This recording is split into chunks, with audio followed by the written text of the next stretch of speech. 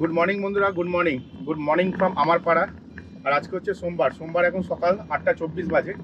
আর নিয়ে যাবো হচ্ছে পিজি হসপিটাল। হ্যাঁ, পিজি হসপিটালে নিয়ে যাবো।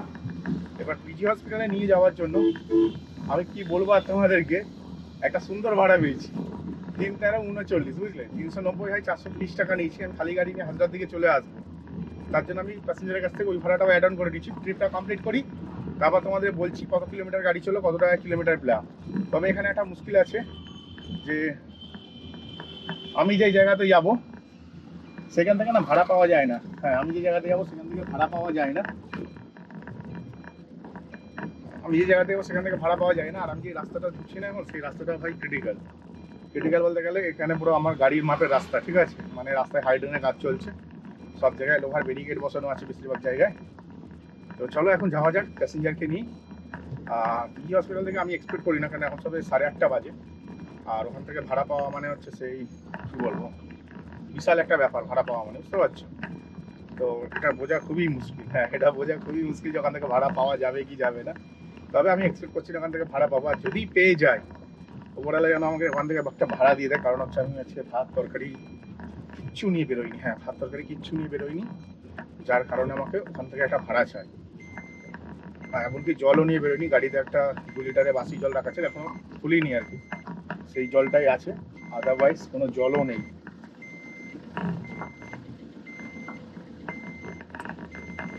তো চলো প্যাসেঞ্জারটির কাছে চলে এসেছে, প্যাসেঞ্জারটি পিক আপ করে নিই। আর যারা চ্যানেল নতুন আছে ওই চ্যানেলটিকে লাইক করে সাবস্ক্রাইব অবশ্যই করে দেবে।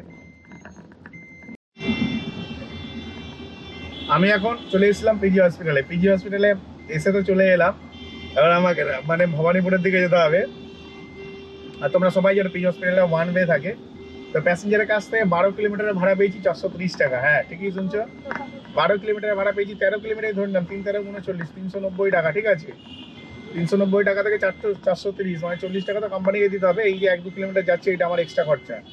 হ্যাঁ, 1-2 কিলোমিটার যাচ্ছে, এটা আমার এক্সট্রা খরচা। তবে আমি গাড়ির মুখ এইদিকে করে নিয়েছি, ওই সিমেট্রির দিকে। সিমেট্রি বলতে গেলে ভবানীপুর সিমেট্রি, যেটা মানে হচ্ছে আলিপুর ব্রিজ আছে বা আলিপুর জেলের দিকে করে নিয়েছি গাড়ির মুখ। আর ওই পার দিয়ে একটা ভেতর দিয়ে রাস্তা ছিল, কিন্তু ওই অত লোকজনের মাঝখান থেকে ভিড়ভাড়টা দিয়ে ঢোকালে পরে 500 মিটারে চলে যেতাম। সেখানে 1-1.5 কিলোমিটার লাগবে আর কি যেতে, 1 কিলোমিটার বেশি ঘুরতে হবে, কিন্তু শান্তিভাবে যাওয়া যাবে। যার জন্যই আমি এই রুটটা ফলো করলাম। এবারে হচ্ছে এখন হচ্ছে মেন ব্যাপার হচ্ছে ভাড়ার ব্যাপার। হ্যাঁ, ভাড়া কোথায় ভাই? ভাড়াই তো নেই, কি হবে এবারে? এটাই হচ্ছে প্রবলেম এখানে, বুঝতে পারছি। এখানে ভাড়া খাটাটা কোনো বড় ব্যাপার না, বড় ব্যাপার হচ্ছে এখান থেকে ভাড়া পাওয়াটা। হ্যাঁ, ঠিকই শুনছো, এখান থেকে ভাড়া পাওয়াটাই হচ্ছে সব থেকে বড় ব্যাপার।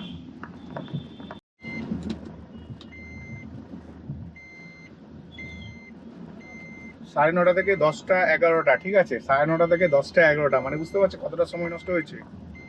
1.5 ঘন্টা সময় নষ্ট করার পর একটা ট্রিপ পেয়েছি। হ্যাঁ, এর আগেও একটা ট্রিপ পেয়েছিলাম। সেই ট্রিপটা আফসোস আমি আজ করছি এখনো অবধি, কারণ সেই ট্রিপটা না আমার 1 ঘন্টা আগে পেয়েছিলাম। মানে আমি এখানে এসেছিলাম 9:30টার সময় সিমেট্রির কাছে, আর আমি জানতাম এখান থেকে ট্রিপ পাবো। আর একটা তারাতলা সেঞ্চুরি হাউসের ট্রিপ পেয়েছিলাম, কিন্তু তারাতলা সেঞ্চুরি হাউস যে ওটাও সুইটেবল স্পট না। হ্যাঁ, ওটা সুইটেবল স্পট না, সেই জন্য আমি বলবো ওটা পাওয়া না পাওয়া সমান বলতে পারো, ঠিক আছে? তারাতলা সেঞ্চুরি হাউস থেকে ভাড়া পাওয়া না পাওয়া দুটো একই ব্যাপার। তো যাই হোক, তারাতলা সেঞ্চুরি হাউস থেকে আমি ভাড়া পেয়েছিলাম, এবং মানে এখান থেকে ভাড়া পেয়েছিলাম তারাতলা সেঞ্চুরি হাউস যাওয়ার। কিন্তু ওখানে যাওয়া আর না যাওয়া যেমনটা বললাম তোমাদের সমান, তো সেরকমই। তারপরে মিস করলাম 20 টাকা বাড়ানোর জন্য। হ্যাঁ, 190 টাকায় 5.5 কিলোমিটার যাবে 190 টাকায়। আমি 210 করেছিলাম, অন্য কেউ নিয়ে নিয়েছে। আর তারপরে এতক্ষণ অপেক্ষা করার পর বসন্তলাল সাহা রোড, মানে হচ্ছে আমি যাবো মনে হচ্ছে সাউথ সিটি গার্ডেনের কাছাকাছি। এখান থেকে অলমোস্ট 5.5 কিলোমিটার রাস্তা দেখাচ্ছে, 190 টাকা ভাড়া দিয়েছে আর একজন। তো ওই ট্রিপটাতে একটুখানি মানে মনটা কি বলবো, ওই মনটা আপসেট হয়ে গেছিলো যে 9:30টার সময় আমি এখানে এসেছি, 10টার মধ্যে ভাড়া পেয়ে গেলাম, 10টার সময় ট্রিপটা নিতে পারলাম না। তার জন্য আবার ফের 1 ঘন্টা নষ্ট হলো। মানে আগে আধ ঘন্টা নষ্ট হয়ে গেছিলো, এখন 1 ঘন্টা, 1.5 ঘন্টা সময় নষ্টের পর এখন ভাড়া পেলাম বসন্তলাল সাহা রোড, মানে ওই নিয়ার সিটি সসারি আশেপাশে হতে পারে যাবে। তো অ্যামাউন্ট যা দিয়েছে আমি বলবো খুব একটা খারাপ না, ঠিক আছে? 190 টাকা 5.5 কিলোমিটার, তো ওই ট্রিপটা করে দিই। আর ছেলের আজকে অ্যাডমিশন আছে, তো সেই ব্যাপারেও কথা বলবো। তো চলো এখন সিধা হচ্ছে যাওয়া যাক, প্যাসেঞ্জারটিকে পিক আপ করে নিই। সামনেই প্যাসেঞ্জার দাঁড়িয়ে আছে, ওনাকে নিয়ে আমাকে হাজরা দিয়ে বেরোতে হবে। হাজরা বলছি, হ্যাঁ হাজরার আশেপাশে থেকে বেরোবো আর কি। তোমাদের যেমনটা বলেছিলাম যে সিটি শ্মশানের কাছে যাবো, এক্স্যাক্ট তাই হয়েছে। লাভ কোচ অ্যাপার্টমেন্ট, যেটা সিডি শ্মশানের কাছে, আমি ওখানটাতে এসেছিলাম। আর আসার পরে আমি এখানে বসে আছি অনেকক্ষণ ধরে, প্রায় আধা ঘন্টা বলতে পারো বসে আছি। বসার পরে আমাকে বাড়ির দিকে তো যেতে হবে। তোমরা সবাই জানো যে আমার ছেলের আজকে রিঅ্যাডমিশন আছে। অ্যাডমিশন মানে নতুন অ্যাডমিশন হচ্ছে তা না, রিঅ্যাডমিশন। তো রিঅ্যাডমিশন আছে, তো স্কুলে যেতে হবে, ছেলে স্কুলে যেতে হবে। আর টার্গেট ছিল তো যে দুপুর 1টার মধ্যে ওই 1400-1500 টাকা কামিয়ে নেওয়া, যেই প্ল্যান করে বেরিয়েছিলাম। কিন্তু সকালবেলাতেই 1.5 ঘন্টা নষ্ট হয়ে গেল। আর এখন সময় কত নষ্ট হলো, এখন হচ্ছে আধ ঘন্টা, মানে 2 ঘন্টা নষ্ট হলো। 2 ঘন্টা তো আমি যদি অ্যাভারেজ ইনকাম ধরি 600 টাকা লস। তো এই ট্রিপটা কমপ্লিট হলে আমার 800 টাকা ইনকাম হয়ে যাবে, ঠিক আছে। এই ট্রিপটা কমপ্লিট হলে আমার 800 টাকা ইনকাম হয়ে যাবে। আর অ্যাভারেজ 600 টাকা লস হয়েছে, তার মানে 1400 টাকার ব্যবসা আরামসে হয়ে যাওয়ার কথা ছিল, কিন্তু হতে পারেনি। কি আর করা যাবে, কিছু করার নেই, এরকম হয়ে থাকে ব্যবসাতে। সব থেকে বড় ব্যাপার হচ্ছে ফার্স্ট ট্রিপটাই আমি ভুলিয়ে গেছি পিজি হসপিটাল, যেখানে যাওয়াই উচিত না একদম।